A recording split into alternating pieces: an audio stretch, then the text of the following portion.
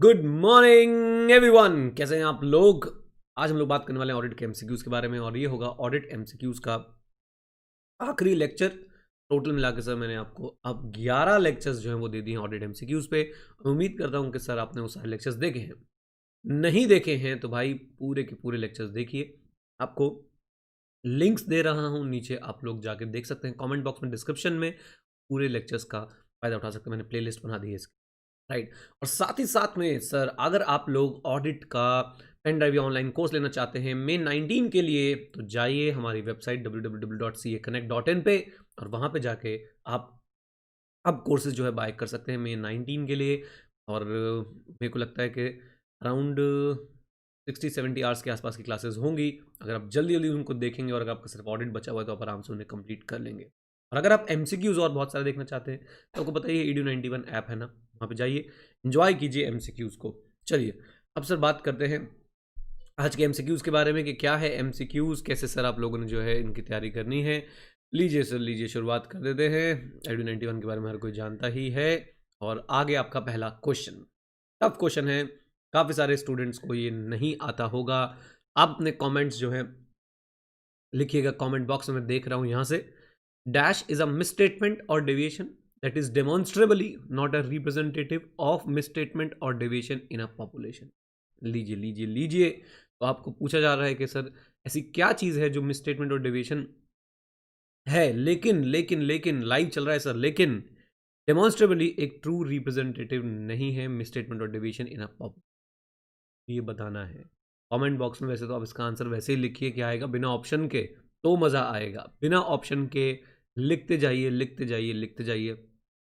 हाँ हाँ हाँ हाँ हाँ हाँ हाँ हाँ हाँ। चलिए ऑप्शंस देना शुरू करता हूँ। Number 1 anomaly, number 2 projections, number 3 tolerable error है, नंबर 4 हमारे पास है क्या, अच्छा भाई, एक्सपेक्टेड एरर। तो बताइए क्या है क्या है क्या है आंसर इसका होना चाहिए। मेरे हिसाब से इसका आंसर होना चाहिए तो आप बताइए कितने लोगों को इसके बारे में पता ही नहीं है। कितने स्टूडेंट्स ने लाइन पहली बार सुनी, वो भी बताइए मुझे। अगर आपने पहली बार सुनी है तो भाइयों बता दूं कि ये एक बड़ा ही 2 नंबर का इंपॉर्टेंट क्वेश्चन है, एमसीक्यू उस पर बनना चाहिए था, बना भी है। और आंसर इसका एनॉमली। आइए सर, तो आंसर ए होना चाहिए इसका। Correct answer is a. बहुत बढ़िया। चलिए नेक्स्ट क्वेश्चन की तरफ चलते हैं। ये रहा नेक्स्ट क्वेश्चन आपकी तरफ, आपके लिए। With sample selection method is closely related to non statistical sampling. Non statistical sampling से कौन सा मेथड जो है वो रिलेटेड है? ब्लॉक, रैंडम, हैप्पीजेड और आपका, आजा भाई, ऑल ऑफ द अबव। चलिए चलिए बताइए बताइए बताइए बताइए बताइए बताइए। कमेंट बॉक्स में लिखते जाइए सर। लाइव चैट इसलिए ओपन रखा है कि आप लोग आराम से टक टक टक टक टक टक टक टक टक टक टक टक टक टक टक लिखते जाए। हम्म हम्म मेरे हिसाब से इसका आंसर है, मतलब आंसर होना चाहिए ब्लॉक सैम्पलिंग। आप इसे हैप्पीजेड सैम्पलिंग से भी रिलेट कर सकते हैं, लेकिन ज़्यादातर सर ये ब्लॉक सैम्पलिंग के साथ ही जो है नॉन स्टैटिस्टिकल जो है वो यूज़ होती है। हैप्पीजेड सैम्पलिंग में भी नॉन स्टैटिस्टिकल सैम्पलिंग ही होती है। आइए चलिए, थोड़ा सा डिफरेंट क्वेश्चन था। नेक्स्ट मुद्दे पे चलते हैं सर जी, चलो भाई चलो। हाँ जी, नेक्स्ट क्वेश्चन देखते हैं सर क्या है हमारे पास। ट्रेड रिसीवेबल बैलेंसेज में be divided into 4 groups as follows. Balance in excess of rupees 10 lakh, balance in the range of 7 lakh 70,000 to 10 lakh, then 5 lakh 50,000 to 7 lakh 70,000, then 2 lakh 25,000 to 5 lakh 50 and 25,000 and below. Guess the method of sampling applied. बढ़िया question, बढ़िया question sir. बिना option के answer दो तो मज़ा आए, तो पता चले ऑडिट पढ़ा है आपने। बिना ऑप्शन के आंसर दीजिए, शुरू हो जाइए। देख रहा हूं मैं आपके आंसर, मुझे पता है इसका। क्या ये रैंडम सैम्पलिंग है? क्या ये स्ट्रैटिफाइड रैंडम सैम्पलिंग है? क्या ये मॉनेटरी यूसेज सैम्पलिंग? क्या ये हैप्पीजेड सैम्पलिंग है? क्या ये ब्लॉक सैम्पलिंग? चाहिए इन पांचों में से कौन सा है?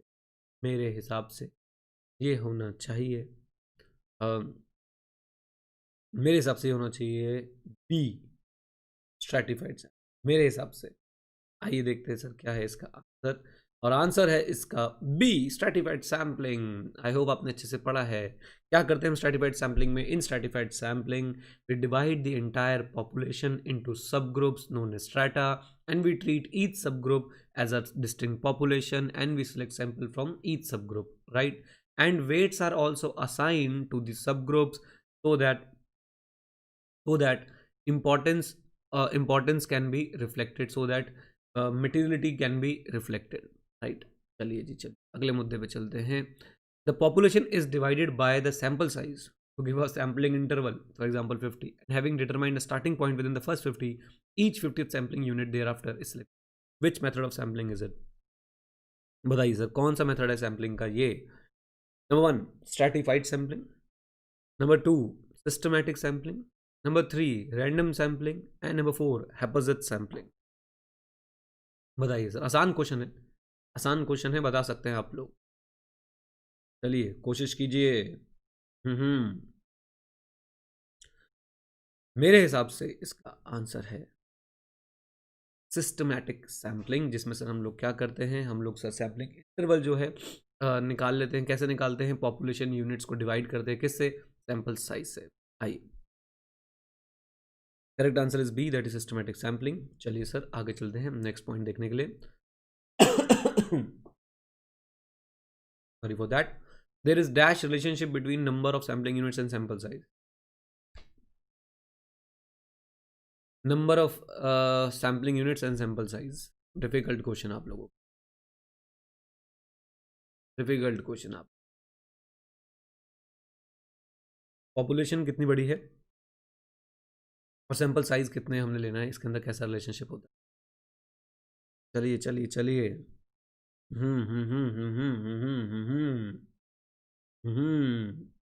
आइए सर, देखते देखते देखते इसका आंसर क्या है, और वो है सर आंसर नंबर डी। कोई रिलेशनशिप नहीं है नंबर ऑफ सैम्पलिंग यूनिट्स और सैंपल साइज के बीच में, राइट? तो ये एक चैलेंज सर क्वेश्चन था थोड़ा सा। क्या क्वेश्चन बनाएंगे आप लोग sir? Number of sampling units और सैंपल साइज के बीच क्या रिलेशनशिप बनाएंगे? Is no relationship, is no relationship, right? चलिए आगे चलते हैं और देखने की कोशिश करते हैं। When stratification of the population is appropriate then sample size will be. लीजिए, जब स्ट्रैटिफिकेशन हमने अप्रोप्रिएट करी, बड़ा इंटरेस्टिंग क्वेश्चन सर। जब स्ट्रैटिफिकेशन हमने अप्रोप्रिएट करी है मेरे साथ, जब स्ट्रैटिफिकेशन हमने अप्रोप्रिएट करी है तो सैंपल साइज क्या होगा? सैंपल साइज छोटा होगा या बड़ा होगा? सोचिए, जब हमने स्ट्रैटिफिकेशन अच्छे से करी है, स्ट्रैटिफिकेशन वही सर, आपने पूरी पॉपुलेशन को स्ट्रैटास में डिवाइड कर दिया, ग्रुप्स में डिवाइड कर दिया। अब आप मुझे बताएंगे कि सर उस केस में आपका सैंपल साइज कैसा होने वाला है? आइए, decrease, increase, remain the same, none of the above. बताइए। मेरे हिसाब से इसका आंसर होना चाहिए डिक्रीज।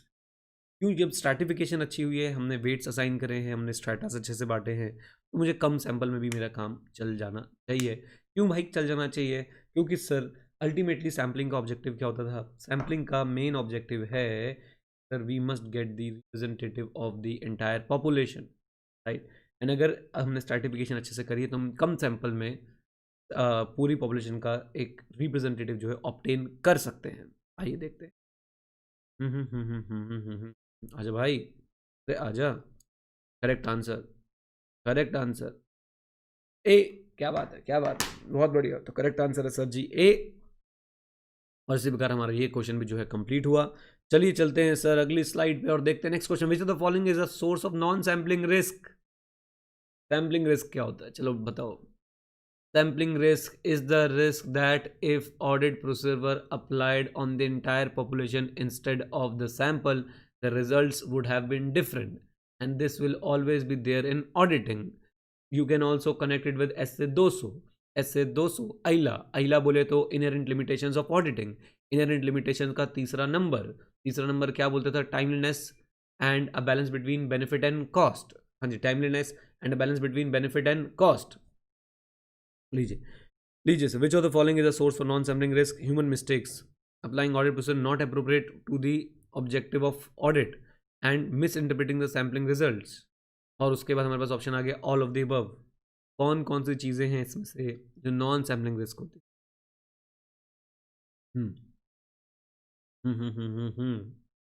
मेरे हिसाब से सारी की सारी जो है ये नॉन सैम्पलिंग रिस्क है. Human mistake is a non sampling risk.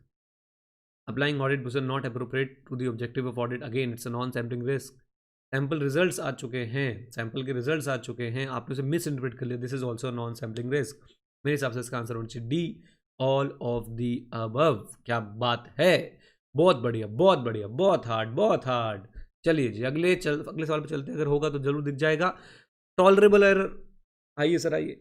Tolerable error is the maximum monetary error that auditor is prepared to accept the population and still conclude that audit objective has been achieved is directly related to. तो क्या बोलते हैं sir, tolerable error क्या है? Maximum monetary error that auditor is prepared to accept in the population and still conclude that audit objective has been achieved. चलिए is directly related to sample size, audit risk, materiality, expected error. पहले sample size से relation देखते हैं.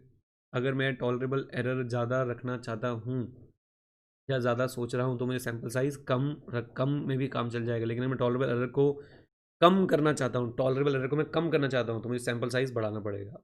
Right, direct relation तो नहीं है sample size के साथ, क्रेडिट रिस्क का भी रिलेशन नहीं है इसका कुछ. मटीरियलिटी और टॉलरेबल एरर कहीं ना कहीं जो है वो कनेक्टेड है. कैसे कनेक्टेड है? टॉलरेबल एरर अगर ध्यान से देखें is the maximum monetary error that auditor is prepared to accept. और मटीरियलिटी भी क्या होती थी? एक पर्टिकुलर लेवल जिसके नीचे की चीज़ें हम चेक नहीं करेंगे, नीचे हम सोच रहे हैं कि सर ये इममटीरियल आइटम्स है. राइट, मेरे हिसाब से इसका आंसर सी होना चाहिए, एक्सपेक्टेड एरर तो नहीं होना चाहिए, सी होना चाहिए इसका आंसर. आइए ज़रा देख लेते हैं. Correct answer is C, materiality. Okay, लीजिए सर लीजिए, ऑडिट के एमसीक्यूज होते हैं खत्म. प्लीज़ जाके ID91 डाउनलोड कीजिए. तो बहुत सारे कोर्सेज हैं, फ्री भी हैं, पेड भी हैं, इन्वेस्टमेंट से रिलेटेड भी हैं, जैसे कि फंडामेंटल एनालिसिस के ऊपर है, फाइनेंशियल प्लानिंग के ऊपर है, बहुत सारी चीज़ों के ऊपर वहाँ पे आपको कोर्सेज मिल जाएंगे. जाइए एंजॉय कीजिए. और हमारी पेन ड्राइव क्लासेस आप लोग बाय कर सकते हैं कहाँ पे, पता है कहाँ पे? CAConnect.in और हमारे ID91 ऐप पे. राइट, और याद रखिए when elephant walk talk box. Okay, नफरत ना फैलाएं, प्यार फैलाएं. आप किसी को सीखते हैं तो उसे क्रेडिट दीजिए. आपने क्या क्या सीखा हमसे हमें पता चलता है, चाहे वो नीचे स्क्रॉल करती हुई चीज़ें जाती हैं या चाहे आपने, चलो छोड़ो. नफरत ना फैलाएं, प्यार फैलाएं, प्यार. लोगों को ब्लॉक करके टेलीग्राम ग्रुप से नफरत ना. चलिए ठीक है सर, ठीक है. All the very best guys. अब ये ऑडिट की वाली सीरीज खत्म होती है और आप मेरे माइंड में एक ऐसा ज़बरदस्त आइडिया है वो मैं जल्दी ही लेके आऊँगा आप लोगों के लिए. ऑडिट की एमसीक्यू सीरीज का ही ऑडिट को लेके वो आइडिया है. देखिएगा फिर उसकी भी कैसे कॉपी करेंगे लोग. राइट, चलिए sir, thank you very much. Stay connected, stay head. जय हिंद. और हाँ, सीखते रहें क्योंकि सीखना बंद तो bye bye and take care.